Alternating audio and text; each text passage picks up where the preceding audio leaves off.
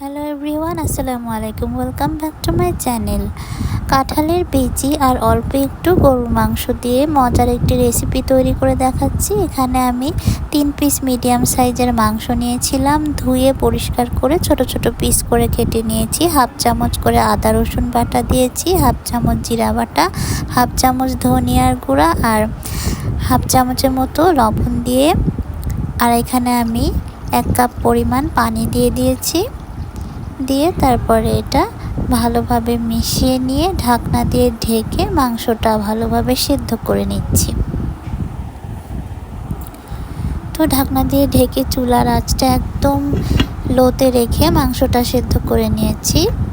তো এখন আমি কাঁঠালের বিচি দিয়ে দিচ্ছি। বিচিগুলো ভালোভাবে ছিলে ধুয়ে পরিষ্কার করে দিয়েছি। আরও 1 কাপ পরিমাণ পানি দিয়েছি। দিয়ে ভালোভাবে নেড়ে মিক্স করে দিচ্ছি।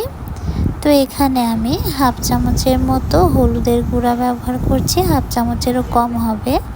হলুদের গুঁড়াটা দিয়ে ভালোভাবে মিক্স করে আবারও ঢাকনা দিয়ে ঢেকে আরও কিছুক্ষণ আমি সেদ্ধ করে নিচ্ছি, যাতে করে মাংস আর বিচিটা সেদ্ধ হয়ে পুরোপুরি পানিটা শুকিয়ে আসে।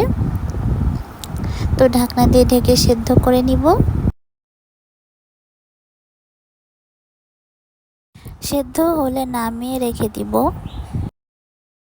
এখানে আমি একটি কড়াই বসিয়ে দিয়েছি। কড়াইতে সরিষার তেল গরম করে 3টা শুকনা মরিচ আমি ভেজে নিয়েছি। তো এখানে 4-5টি কাঁচা মরিচও আমি ভেজে নিচ্ছি একই তেলে।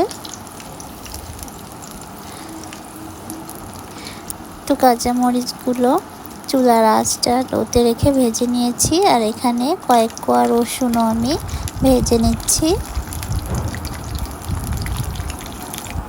তো রসুনগুলো আমি হালকা ভেজে তুলে নিয়েছি। এখন দিয়ে দিয়েছি হাফ কাপের মতো পেঁয়াজটাও আমি হালকা ভেজে তুলে নিয়েছি। তো এখন আমি এই যে মাংস আর বিচি সেদ্ধ করে রেখেছিলাম, এগুলো শিলপাটায় বেটে নিব। আপনারা চাইলে কিন্তু ব্লেন্ডারেও ব্লেন্ড করতে পারেন। তো আমি মাংসটা আর বিচিগুলো ভালোভাবে বেটে নিচ্ছি।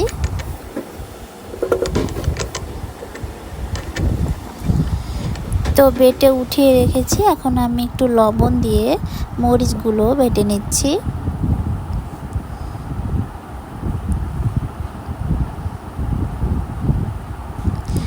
এখন রসুন আর পেঁয়াজগুলো বেটে নিচ্ছি।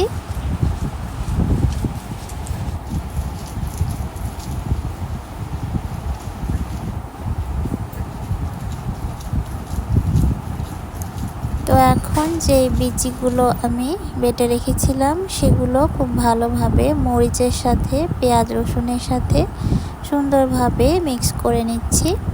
আর মিক্স করা হয়ে গেলে আরও একবার আমি হালকা করে বেটে নিচ্ছি। তো হয়ে গেল ভীষণ মজার কাঁঠালের বিচি দিয়ে মাংস ভর্তা। গরম গরম ভাতের সাথে ভর্তাটা সার্ভ করছি।